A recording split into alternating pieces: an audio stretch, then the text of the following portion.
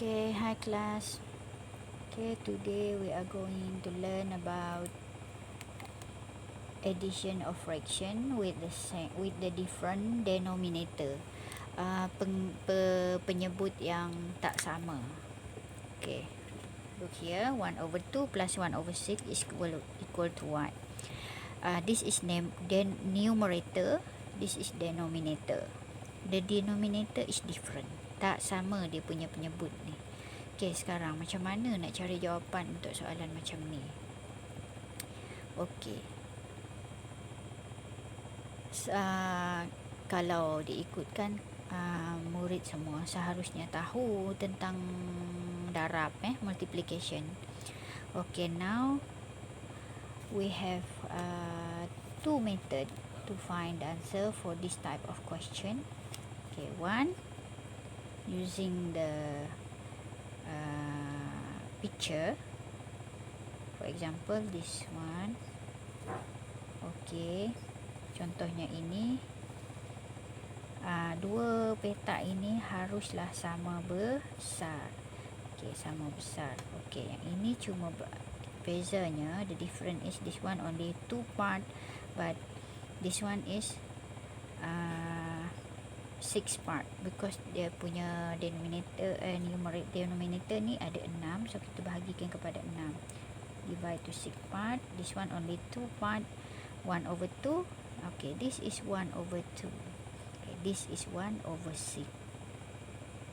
Okay, now we have to add 1/2 with 1/6.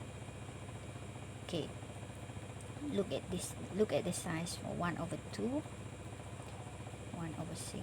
Okay, 1/2 is whole one part here is 1/2. Satu bahagian di atas ni semuanya 1/2, tapi yang ini dia tak penuh.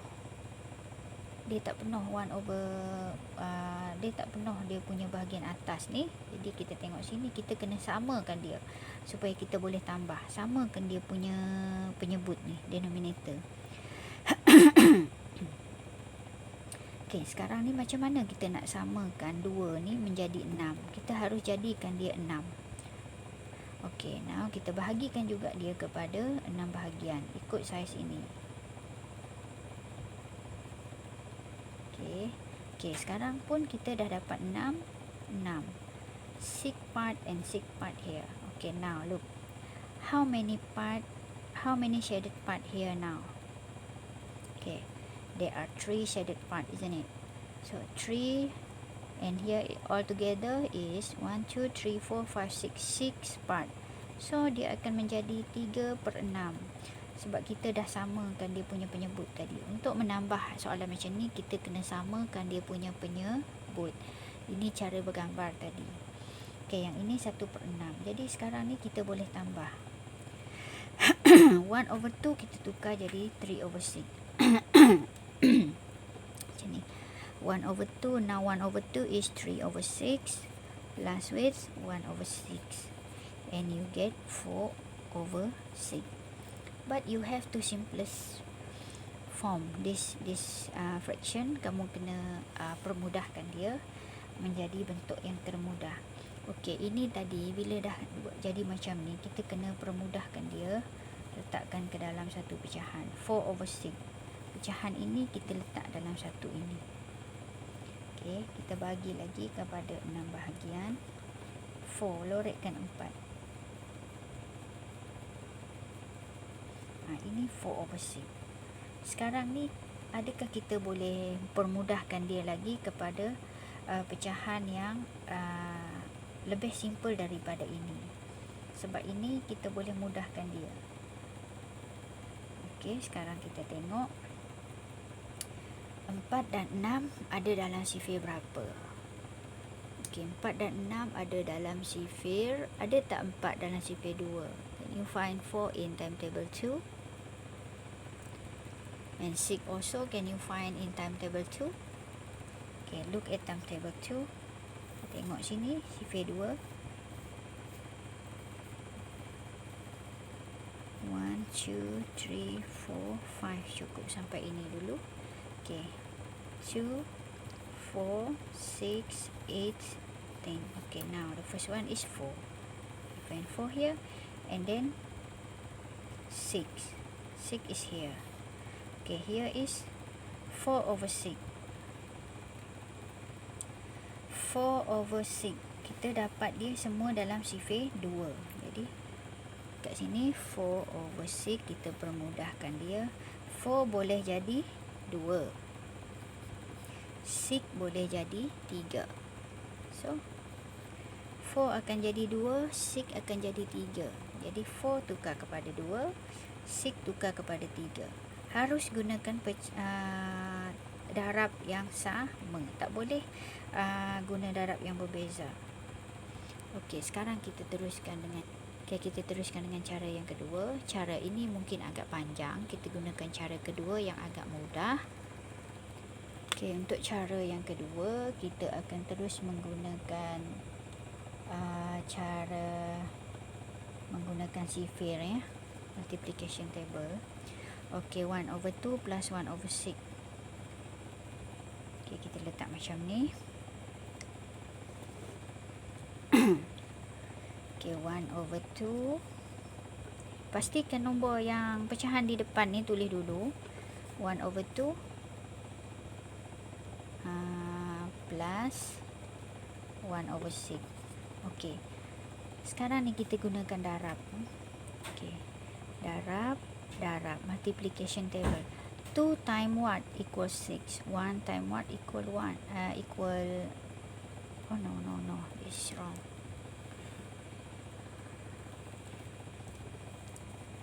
Not equal 6. Okay, 1 over 6.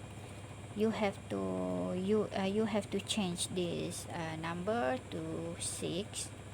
Okay, yang ini kamu kena tukar juga kepada 6 supaya dia sama dengan yang ini. Okay, kita fokus kepada yang ini dulu. Okay, 1 over 2. Jangan tengok yang ini dulu, tengok yang ini dulu. Cuma kita kena tengok dia punya penyebut ataupun denominator ni 6. Jadi kita kena jadikan 2 ni jadi 6. Macam mana kita nak jadikan ni 6? 2 darab berapa? Dapat 6. Okey, 2 darab 3. Jadi 2 darab 3 dapat 6. Jadi sini 2 darab 3, kalau yang bawah ni darab 3, yang atas pun kena darab 3. 1 times 3 is 3. 2 times 3 is 6. So you have to time with 3. The numerator time with 3 and the denominator is time with 3 also. So your answer is 3 over 6. Now you can take this 3 over 6.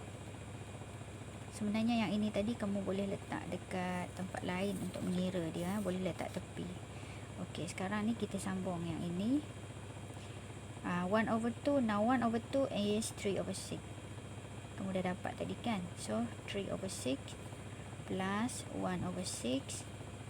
Okay, now the denominator is same. Sekarang kita boleh tambah macam biasa sebab denominator dia dah sama. So 4, 3 plus 1 is 4 over 6.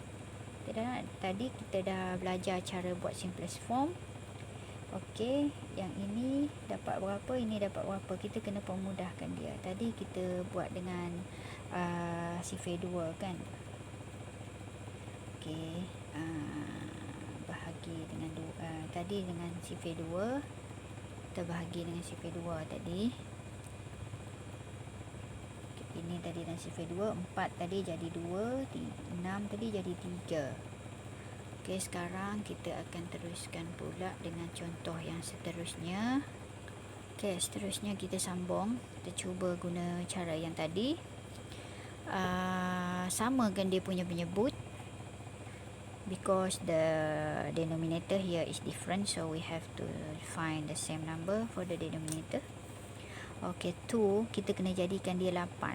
Okay, sekarang ni kita kena fikir macam mana nak jadikan 2 ni 8. Kita kena guna darab 2 times what equal 8. 2 times 4. Okay, when this denominator you time with 4, the numerator is also time with 4. Okay, now look here. 1 times 4 is 4. 2 times 4 is 8. 4/8 plus with 1/8, and now you get the answer. You can plus or 8 because the denominator is same. Dah sama dah dia punya penyebut ni, kita boleh tambah macam biasa. 4 tambah 1, 5/8. Okey, yang ini kita tak payah permudahkan sebab 5/8. 8 tak ada dalam sifir 5, 5 tak ada dalam sifir 8. Kita tengok nombor sifir yang paling kecil, sifir 2. In timetable 2, we also cannot find number 5, but we can find number 8. When we want to use timetable 4, timetable 8, we cannot find 5 in timetable 8, and we cannot find 8 in timetable 5. Kita tak boleh jumpa nombor 5 dalam sifir 8. Kita tak boleh jumpa nombor 8 dalam sifir 5. Dan kalau kita guna sifir yang paling kecil, iaitu sifir 2, dalam sifir 2 kita tak jumpa nombor 5. Kita jumpa nombor 8 je. Jadi dia tak ada dua-dua nombor tu dalam satu sifir. Jadi kekalkan dia jadi 5/8. Jadi no need to write in simplest form. Okay, understand? Okay, saya harap boleh faham dengan penjelasan itu tadi. Kalau tak faham juga, nanti boleh bertanya. Okey. Boleh rujuk juga macam mana cara dia dalam buku teks muka surat 91. Textbook page 91. Okey. Thank you.